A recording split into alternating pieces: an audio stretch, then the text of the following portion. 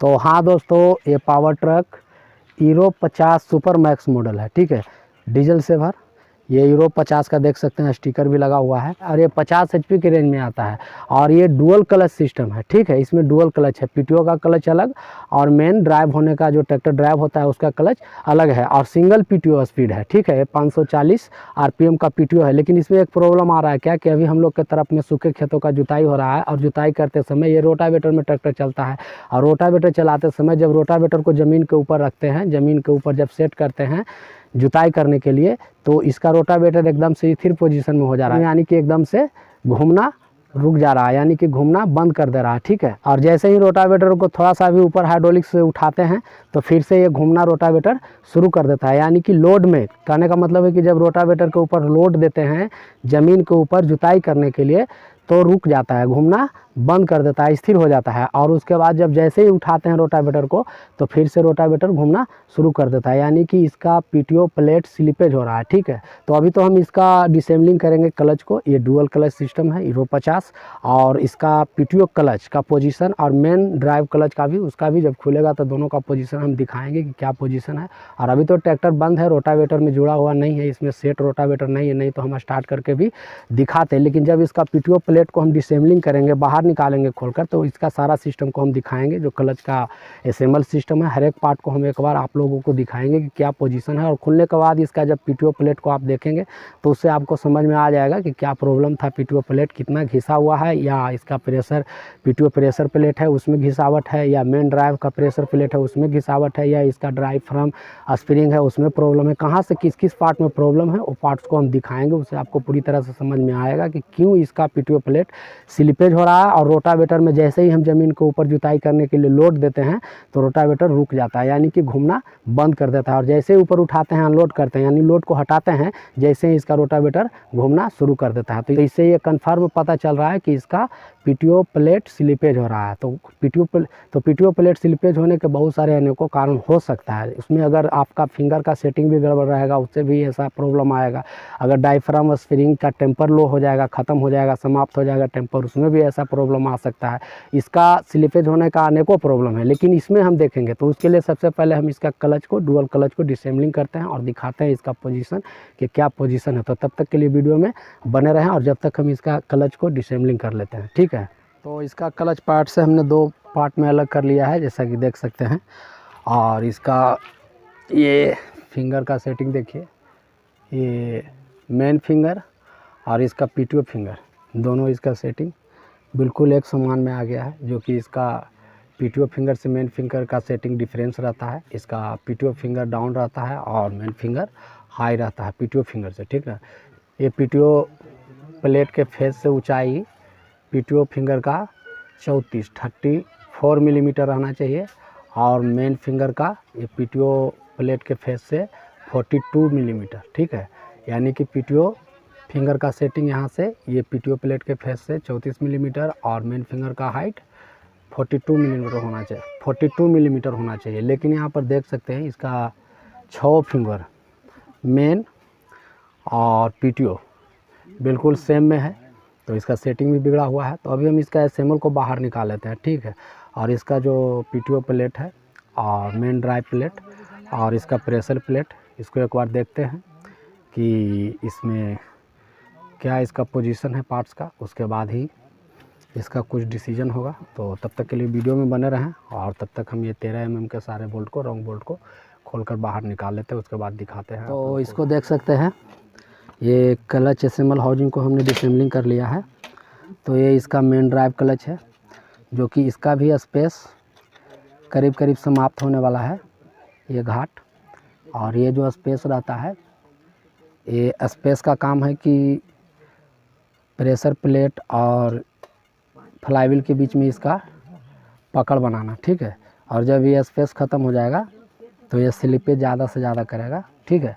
तो ये main drive clutch plate है और इसे भी चेंज करेंगे जब खुला है तब। उसके बाद ये प्रेशर प्लेट,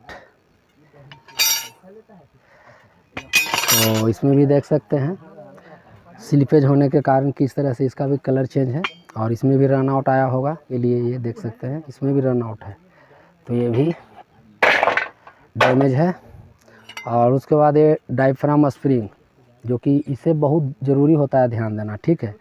इसका टेम्पर अगर लो हो जाता है तो यही पीटीओ प्रेशर प्लेट को एंगेज डिसएंगेज करता है। इसका काम है सिकुड़ना और फैलना, यानी कि जब हम क्लच पैडल को दबाते हैं तो ये सिकुड़ता है, जिससे कि पीटीओ प्लेट डिसएंगेज होता है, और उसके बाद जब छोड़ते हैं तो ये फैलता है और ये पीटीओ प्रेशर प्लेट के ऊपर दबाव डालता है, जिसके कारण से पीटीओ प्लेट एंगेज होता है, ठीक है। और इसका अगर टेम्पर लो हो जाएगा, टेम्पर कम हो जाएगा, तो उतना अच्छा से कंप्रेस नहीं कर पाएगा, जिसके कारण से पीटीओ प्लेट स्लिपेज करता रहता है। तो खास करके डुअल क्लच में अगर आप क्लच असेंबल को खोलें तो ये डायफ्राम स्प्रिंग को एक बार अच्छे से देख लें और इसे चेंज ही कर दे तो ज़्यादा अच्छा रहेगा, ठीक है, क्योंकि इसका बहुत बड़ा क्लच सिस्टम को एंगेज डिसएंगेज करने में रोल रहता है। तो इसे भी चेंज करेंगे। और उसके बाद में है ये पीटीओ प्रेशर प्लेट।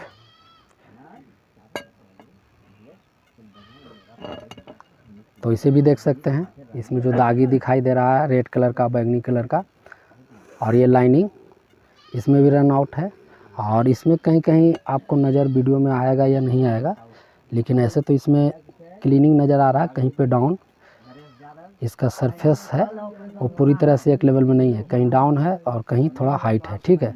तो इससे भी पीटीओ प्लेट स्लिपेज होने का चांस रहेगा, तो ये भी डैमेज है। और ये ट्रैक्टर ऐसे रोटावेटर में चलता है, तो रोटावेटर के लिए तो पीटीओ का काम होता है ज़बरदस्त खेतों में, तो उसके लिए तो स्लिपेज बिल्कुल भी नहीं होना चाहिए। तो उसके लिए ये देख सकते हैं इसमें भी रन आउट है।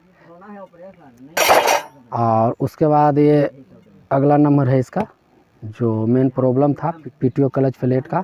तो ये पीटीओ प्लेट देख सकते हैं, जो कि जिस प्रॉब्लम के लिए हमने ट्रैक्टर के क्लच को खोला था, ठीक है, वो पहले ही हमने बताया था, दिखाया नहीं था क्योंकि ट्रैक्टर में असेंबल नहीं था रोटावेटर, नहीं तो हम दिखाते। तो पहले ही हमने बताया था कि इसका पीटीओ प्लेट स्लिपेज है, क्योंकि इसका जो प्रॉब्लम आ रहा था, सिम्टम्स आ रहा था कि जब ये रोटावेटर में ट्रैक्टर जुताई कर रहा था तो उसमें होता था क्या कि जब रोटावेटर को ज़मीन के ऊपर लोड देते थे जुताई करने के लिए, तो रोटावेटर घूमना बंद कर देता था, यानी कि काम करना स्थिर हो जाता था, ठीक है। और उसके बाद जैसे ही उठाते थे, अनलोड करते थे, यानी लोड से हटाते थे, तो फिर से ये रोटावेटर घूमना शुरू हो जाता था, यानी कि लोड में काम नहीं करता था, अनलोड में घूमता था। तो ये देख सकते हैं इसका ये हाल है पीटीओ प्लेट का, और इसी के कारण से खोलना हुआ मुख्य रूप से। और ये देख सकते हैं कि इसका फेस बिल्कुल ये रिपीट के करीब आ गया है, ठीक है। अब इसके बाद ये जला हुआ भी है, अब इसके बाद ये रिपीट पे था, अगर और चलता, ये चलने लायक ही नहीं था, चलता क्या, ठीक है।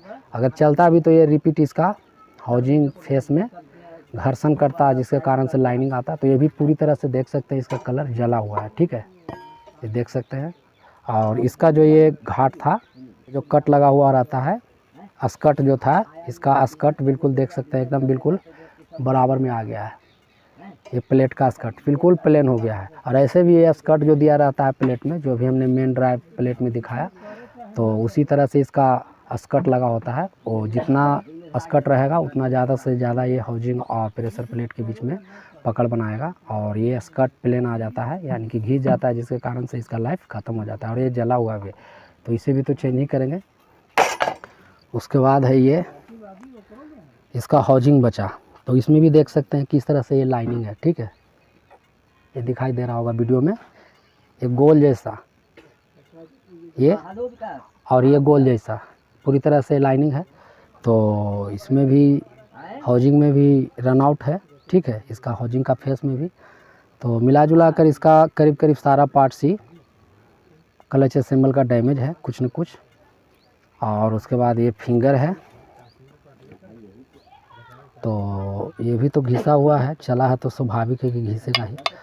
तो हम इसे पूरा असेंबल क्लच, डुअल क्लच का पूरा असेंबल हाउजिंग चेंज करेंगे, जिसमें ये सारा पार्ट्स आ जाएगा, ये हाउजिंग आएगा, उसके बाद ये पीटीओ प्लेट भी आएगा, पीटीओ प्रेशर प्लेट भी आएगा, डायफ्राम स्प्रिंग भी आएगा, और ये मेन प्रेशर प्लेट भी आएगा। ये सारा एक साथ में असेंबल के साथ में सेटिंग आएगा सारा पार्ट्स, ठीक है।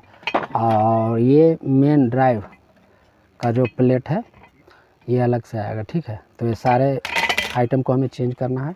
तो इसके लिए पूरा SML का ऑर्डर करेंगे और उसके बाद हम इसे पूरा SML ही चेंज करेंगे, क्योंकि ये ट्रैक्टर रोटावेटर में चलता है हैवी कामों में, और हैवी कामों के लिए ये ट्रैक्टर बना भी है और डुअल क्लच है, ठीक है। तो इसका SML ही चेंज करना ये कंडीशन के हिसाब से ज़्यादा अच्छा रहेगा किसान के लिए भी, क्योंकि एक एक पार्ट्स को चेंज करने में उसमें लागत ज़्यादा आएगा और वो काम ठीक भी नहीं होगा। तो इसके पूरे SML को ही हम चेंज करेंगे, बस केवल ये मेन ड्राइव का क्लच प्लेट को अलग से लेना है। तो जल्दी से हम इसका पार्ट्स को मंगाते हैं ऑर्डर करके, और उसके बाद फिर से हम दिखाएंगे और इसका सेटिंग भी दिखाएंगे। जो हमने खोलने से पहले इसका फिंगर ड्राइव PTO फिंगर और 3 मेन फिंगर को हमने दिखाया था, 6 फिंगर दोनों एक हाइट में सेट था, जो कि उसका अलग अलग सेटिंग होता है फिंगर का। PTO फिंगर का 34 mm PTO प्लेट के फेस से, और PTO प्लेट के फेस से मेन फिंगर का हाइट 42 mm होना चाहिए, ठीक है।